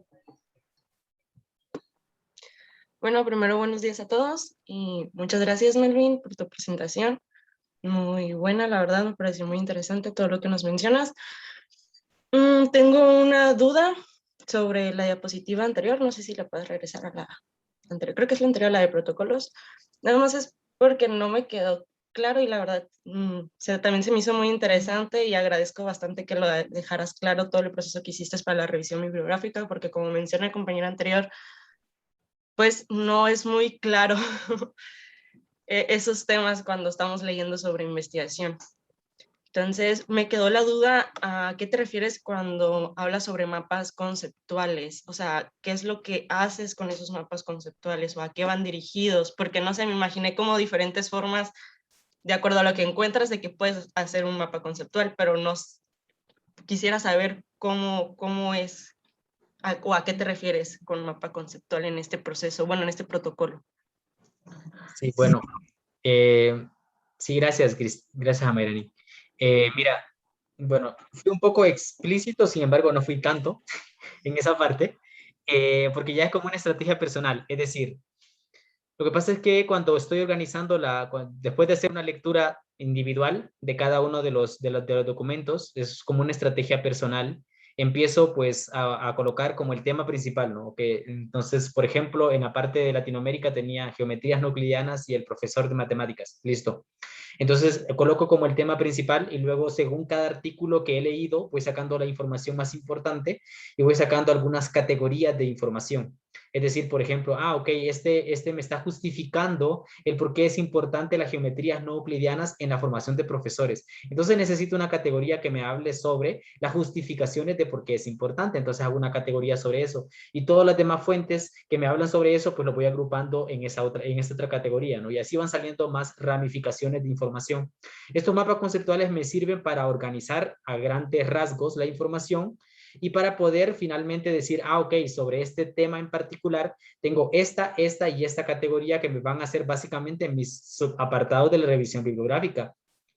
Entonces me permiten organizar la información para poder ya empezar a redactar un texto. Entonces la funcionalidad de eso pues es organizar la información que tengo y empezar a redactar un texto como tal. Gracias, Melvin. Ya lo pude visualizar a qué se refería con mapa conceptual. Y nuevamente agradezco mucho que sí dejaras muy explícito todos los pasos y todo el proceso que has llevado en este trabajo que nos mostraste el día de hoy. La verdad, estuvo muy padre. Muchas gracias, Melvin. Sí, gracias. Muchas gracias, Grisel, por tu participación. Pregunto a los asistentes si hay algún otro comentario o otra pregunta para nuestro ponente. Rodil, adelante. Muy bien, bueno, buenas tardes, buenos días, dependiendo de dónde estén, ¿verdad? Pues lo mío, más que todo, digamos, es un comentario y tal vez surge la duda por ahí. Pero, digamos, Melvin, bueno, mencionaste de dos fases, la parte del estudio histórico epistemológico y el estudio didáctico experimental. Y si no me equivoco, comentaste que ahorita te encontrás prácticamente en la primera fase trabajando ello, ¿verdad? Ahora, para la parte de la segunda fase, bueno, esperarás que encontrar qué resultados o qué datos puedes obtener, digamos, de los estudios histórico-epistemológicos de tu tema, pero, digamos, ya vas plasmando una idea de lo que vas a más o menos en la parte experimental, que ya con los profesores de formación inicial docente, o sea, más o menos me imagino que vas trabajando simultáneo, pero más en específico todavía centrándote en la primera parte. ¿Es así? Sí, Sí. pues mira, gracias por tu comentario. Pues hasta el momento, sí está compuesto el proyecto por dos fases. Esta primera fase, que es el estudio histórico epistemológico, y que, bueno, pretendemos llevarlo a cabo en este año, antes del predoctoral. La idea es que para el predoctoral podamos tener resultados de este primer, por lo menos es mi idea, no sé, la doctora dirá después si sí o si no se puede, pero mi idea es tener para el predoctoral los resultados de este primer estudio y algunas ideas que van a orientar y van a justificar la intervención para la segunda fase, para que la intervención de los sinodales en el predoctoral pues puedan orientarme también a poder atender y esta segunda fase con mayor, qué sé yo, validez, ¿no?, de ese proceso. Entonces, hasta el momento estamos iniciando con este proceso de la fase del estudio 1, con la selección de la obra y la justificación de esa selección. Entonces, por eso hablaba también de ese proceso que seguí para poder seleccionar la obra y qué argumentos me hacen seleccionarla. Y cómo seleccionar una obra histórica, en este caso, tiene que ver con los resultados que obtuve en la tesis de maestría y lo que hice en la tesis de maestría y lo que analizamos en la revisión bibliográfica como tal. Entonces, vamos hasta ahí, y esta última parte que lo mostré y me di cuenta que iba bastante tiempo ya, y lo platiqué un poquito rápido, donde estaba este esquema con las diferentes manuscritos, es como la historia literal de las traducciones de esta obra en particular, y que hace que justifique también que hasta el 2015 exista la primera traducción al inglés de esta obra. Entonces, para poder justificar también que uno de los argumentos para seleccionarla es la fuente que tenemos hasta el momento de la obra como tal. Entonces, vamos por ahí, Rodil, en esa parte trabajando y seleccionando la obra y justificando principalmente la selección de la obra. Muy bien. Digamos que, bueno, prácticamente eso, el predoctoral, ¿cuándo lo tendrías? Para la idea más o menos. ¿O cuándo pensás, digamos, terminar esa primera parte para ir viendo ya cómo va el avance? Pues, permíteme. Bien, pues la idea sí es tenerlo en un año, pero el tiempo y el trabajo lo dirá. Y esa dedicación que le pone siempre. Pues esperemos que sí. Muchas gracias, Melvin. Sí, gracias. Bueno, dejé de compartir pantalla porque quería buscar la idea de los mapas conceptuales que hemos trabajado o que he trabajado ahorita para Amairani. Voy a compartir nuevamente pantalla, permítanme. Bueno, este es uno de los mapas conceptuales. Entonces, como te decía, Amairani, permíteme, voy a ponerle acá. Entonces, el centro como tal, pues acá tenemos geometrías no euclidianas. Permíteme, si necesito hacerlo un poquito más grande. Entonces, si vemos acá el centro es geometrías no euclidianas y profesores, ¿no? Que era como mi variable central acá. Entonces, acaban saliendo, por ejemplo, el alcance que ha tenido la formación de profesores, los argumentos en contra, y cómo estos argumentos los voy categorizando como argumentos educativos históricos, cognitivos, didácticos, conceptuales, contextuales, perdón, los argumentos a favor, las propuestas didácticas para llevar a cabo, los modelos introductorios, estrategias, y van saliendo así como estos elementos, ¿no? Ya con las citas de los autores, y esto me permite, repito, esto es un borrador, ¿no? Entonces, por eso no tiene una estructura atractiva. Entonces, la idea es solo organizar la información, y estos colores lo que significan es que son actualizaciones, porque constantemente, pues, estoy como actualizando el mapa conceptual y, por lo tanto, actualizando el escrito, que me va permitiendo agregar nueva información. Entonces, esta es como la idea de los mapas conceptuales que trabajo, pero repito, es como un trabajo muy personal para poder organizar la información. No es como tal una recomendación hecha por alguien en particular, pues es como una forma de trabajar y organizar mi información. Pues yo creo que aunque sea personal es muy importante decirlo porque pues es clave. Yo creo que es clave para ti, para el trabajo que estás realizando, el poder verlo de esta manera, así como global y poder verlo como también cerquitas, ¿no? Entonces creo que sí es importante decirlo, o sea, dejarlo también visto, yo lo digo también para las personas que estamos viendo lo que estás realizando, así como da mucha claridad y ayuda en este proceso bastante. Muchas gracias, Melu. Sí. Y que son diferentes estrategias también que le sirven a uno, porque podrás decir, esto me funciona a mí, pero también puede ser que le funcione a otra persona o otra persona también lo pueda adaptar a su manera de trabajo. Cada quien tiene una manera de trabajo que le ayuda más y se va conociendo, pero es bueno conocer nuevas estrategias también. Ajá.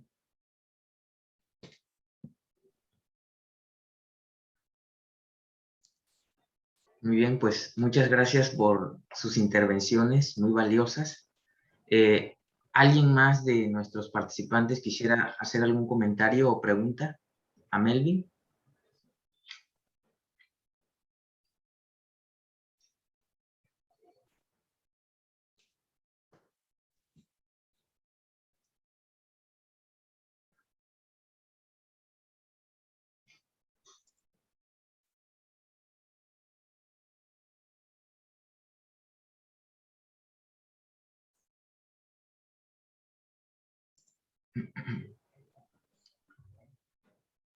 Ricardo, creo que el doctor Cantoral preguntó en Facebook. Ah, Si quieres, le hago lectura. por favor. Sí, dice, ¿has pensado en la geometría absoluta como un recurso para la enseñanza de ambas geometrías? Pregunta el doctor Cantoral. Sí, gracias, Rodil. Gracias, doctor. Pues hasta el momento no he pensado, ni tampoco lo he leído en ninguna de las revisiones que he hecho hasta el momento sobre la enseñanza de la geometría absoluta. Sin embargo, la idea a la que apunta Lennart es esa. Por lo menos es lo que interpreto hasta el momento, es como contemplar esas nociones, la caracterización de nociones geométricas independiente del escenario donde se trabajen. Es decir, que cuando pensemos en la idea de ángulo o la idea de línea recta, lo pensemos como esa noción abstracta geométrica y no necesariamente asociada a una superficie como tal. Es decir, esa noción geométrica va a tener una representación en dependencia del contexto, en este caso de la superficie en la cual estemos trabajando, entonces va a tener una representación distinta. Sin embargo, la línea recta que tenemos en el plano y la línea recta que podemos tener en la esfera, que va a ser uno de los círculos más grandes que se pueda dibujar en esa superficie, esas dos representaciones, que van a ser representaciones distintas, van a tener características comunes que van a apuntar a esta geometría absoluta, que van a ser las características que hablan de la naturaleza de la noción como tal, independiente de la superficie en la cual se trabaja. Entonces, como por ejemplo, algunos investigadores, como por ejemplo Lennart, desde el 96 ya propone esto.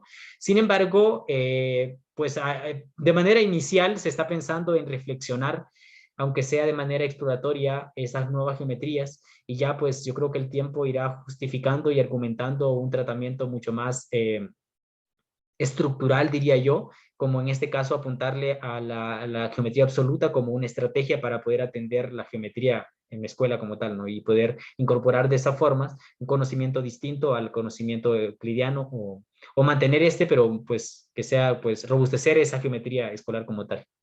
Esa sería mi respuesta. Y muchas gracias por la pregunta. Gracias, Melvin. Gracias a Rodil y también al doctor Cantoral por la pregunta. ¿Alguna otra intervención? Ana Lilia, por favor. Tu micrófono. Sí, ya. Buenos días. Me gustó mucho la presentación, Melvin. Me gustó que sentí que todo estaba muy organizado. Cómo compartes la información, lo haces ver tan fácil. Supongo que es un proceso pues que conlleva de mucho trabajo, pero siento que expresas la información de forma clara.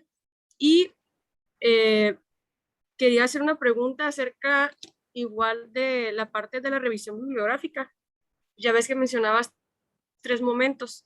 En el momento de búsqueda, creo que es la página 6, hablaba sobre que hacías una revisión en fuentes de datos, revistas. Pero quería saber cómo eliges en qué revistas o en qué parte vas a realizar esa búsqueda. Porque pues hay una gran gama de información en la red donde podemos, o libros donde revisar, y quería saber más o menos como en qué te basas para hacer la revisión. Bueno, no la revisión, la elección de las revistas. Sería, por ejemplo, por las palabras claves que encuentres o por las revistas que creas que puedan ser más funcional, o cómo sería eso. Esa es como mi duda. Sí, muchas gracias, Ana. Esa es una muy buena pregunta. Pues mira, porque como tú dices, hay un montón de lugares donde buscar. Entonces, ¿cómo yo sé dónde buscar o cómo me aseguro que en esos lugares voy a encontrar la información que necesito, ¿no? O por lo menos la información necesaria, pues. Entonces, bueno, lo primero que consideramos respecto de la fuente de datos hay un artículo de Andrade Molina, Montesino y Sánchez en el 2020, yo te lo puedo pasar luego si gustas, donde ellos analizan como el impacto que tienen las revistas y presentan una lista de 19 revistas de mayor impacto en América y Europa. Entonces, esa fue la primera selección de dónde buscar. las 19 revistas con mayor impacto en América y Europa, ¿no? Sin embargo, nosotros agregamos a esas 19 4 revistas más, que estas 4 revistas no eran de impacto, pero eran revistas que estaban discutiendo sobre geometrías no euclidianas y nosotros sabíamos eso, dado que habíamos hecho una investigación de maestría. Entonces ya sabíamos, entonces agregamos a esas 19 revistas estas 4 nuevas revistas que no eran de impacto, sin embargo, repito, estaban discutiendo sobre geometrías no euclidianas. Entonces por eso las agregamos. Al momento de buscar, nos dimos cuenta que algunas de estas revistas de mayor impacto no estaban discutiendo sobre geometrías no euclidianas. Y que algunas revistas de estas 19 no tenían tampoco páginas particulares. Es decir, ya se asociaron algunas revistas a algunas bases de datos y que por lo tanto no tienen un espacio, una página en internet para poder hacer búsquedas dentro de la revista, sino que como están asociadas a una base de datos, tú buscas en la base de datos y ya te aparece lo que hay en toda la base de datos y en todas sus revistas. Entonces nos dimos cuenta de que la búsqueda por revistas estaba dificultando un poco porque algunas no tenían página. Entonces lo que hicimos fue hacer un cambio durante el proceso. Entonces yo dejé la idea de las revistas para que se dieran cuenta cómo fue el proceso. Sin embargo, en el proceso tuvimos que hacer un cambio respecto de, en vez de buscar en revistas, buscar en bases de datos, pero bases de datos que tuvieran asociadas a estas revistas. Entonces, lo que hicimos fue acrecentar un poco la cantidad de revistas, sin embargo, se mantenían esas que no eran de nuestro interés, esas 19, más las 4, pero ahora buscando en bases de datos. Entonces, buscamos al final en bases de datos. La búsqueda final fue en bases de datos, sí. Entonces, de igual forma te puedo pasar igual mi protocolo completo porque es un documento, donde ahí están la lista de las bases de datos, la lista de las revistas, donde buscamos en particular para hacer la búsqueda. Pero sí, esa pregunta es muy importante porque nos dimos cuenta ahorita ya durante la búsqueda que muchas revistas no tenían página, bueno, la tenían antes, pero la quitaron dado que ahora estaban asociadas a una base de datos. Entonces nos permitió reorientar la búsqueda como tal a una base de datos. Entonces, al final trabajamos con 9 bases de datos. Ok, muchas gracias. Sí, si podrías, sí, me pasas la información. Claro. Creo que me servirá. Gracias. Muchas gracias, Ana Lilia, por tu intervención con el ponente. ¿Alguna otra comentario o pregunta para Melvin?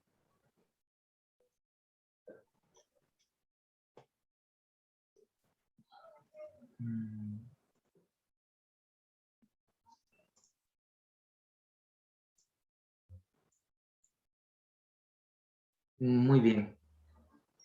Bueno, pues en vista de que no hay más preguntas o comentarios, pues agradecemos nuevamente a nuestro invitado, Melvin Cruz, por haber compartido con nosotros los resultados de su línea de investigación y la retroalimentación que nos ha brindado el día de hoy. Entonces, a continuación, daré lectura al diploma que se le hará llegar al ponente. Para ello me permitiré compartirlo.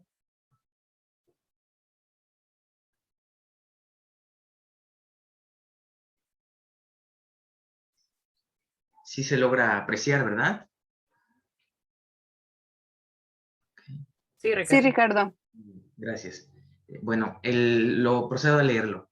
El Centro de Investigación y de Estudios Avanzados del Instituto Politécnico Nacional, Departamento de Matemática Educativa, otorga el presente reconocimiento a Melvin Cruz Amaya por su conferencia El trabajo geométrico en la esfera en espacios de desarrollo profesional docente, impartida en la edición 150 del Seminario de los Jueves del Área de Educación Superior, Ciudad de México, a los 23 días del mes de septiembre de 2021.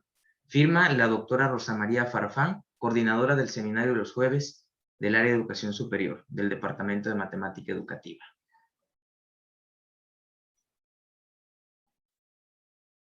Muy bien. Bien, continuando, ahora compartiré con ustedes algunos avisos de eventos académicos de interés para la comunidad.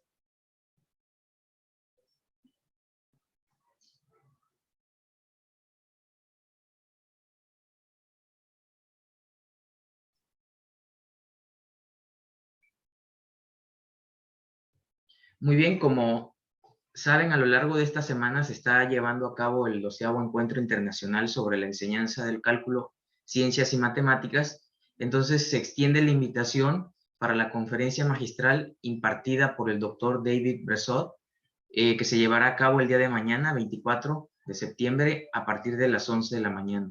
Para más detalles pueden visitar la página de EICAL. La Universidad de Playa Ancha y la Universidad Antonio Nariño invitan a las primeras jornadas internacionales Pensamiento Visual en lo Matemático, que se efectuarán el 9 y 10 de diciembre del presente año, totalmente gratuito y en línea. Las formas de participación son a través de conferencias plenarias, comunicaciones, panel, póster virtual. Para mayor información y recepción de propuestas, pueden consultar el correo que se presenta en pantalla. También tenemos, por la Red Internacional de Círculos y Festivales Matemáticos, la tertulia matemática, Equivocarse realmente es un error, con fecha el martes 28 de septiembre de 2021, en el horario de 4 p.m. Centroamérica, 5 p.m. Ciudad de México, Panamá y Colombia, 6 p.m. el Caribe y 7 p.m. Argentina.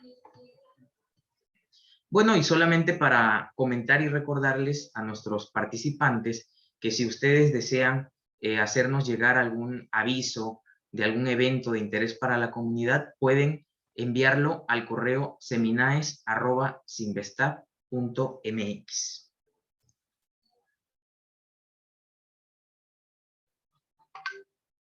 Muy bien. De nueva cuenta, de parte del comité organizador, agradecemos a la comunidad y a nuestra coordinadora, la doctora Rosa María Farfán, por todo el apoyo brindado. Y como es de costumbre, para finalizar la sesión del día de hoy, pues solicitamos a los participantes si pueden encender sus cámaras para tomar la foto del recuerdo.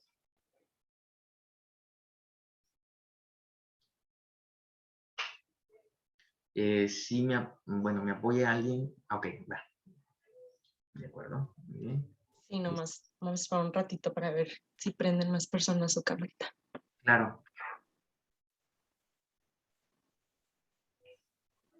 A tu señal. Ya voy. Bueno, ahí va la foto. 1, 2 y 3. Listo. Listo. Muy bien. Muchísimas gracias. Excelente día a todas y a todos. Nos vemos pronto en la próxima sesión del seminario los jueves, el día 7 de octubre. Cuídense mucho. Gracias. Hasta Gracias, luego. Melvin. Feliz tarde a todos. Muy bien, nos vemos.